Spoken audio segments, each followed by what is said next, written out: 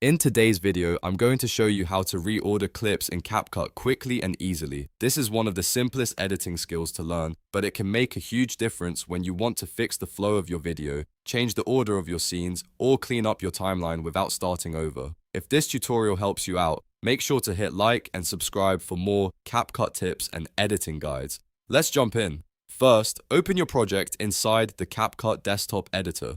Once your project is loaded, look down at your timeline and find the clip you want to move. This could be a video clip, an image, or any piece of media you've already added to your project. The timeline is where all of your clips are arranged, so this is the area you'll be working in. Now click and hold the clip you want to reorder.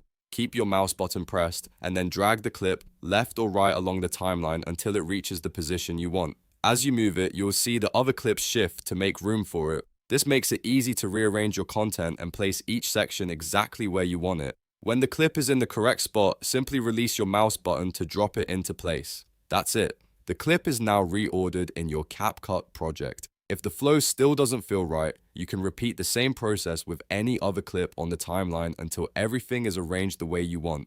This is especially useful for tutorials, vlogs, shorts, and any video where the sequence of your clips matters. And the best part is, once you get used to it, reordering clips in CapCut only takes a few seconds. So whether you're fixing a mistake or improving your edit, this simple drag and drop method gives you full control over your timeline. If this video helped, don't forget to like the video and subscribe to the channel for more easy CapCut tutorials.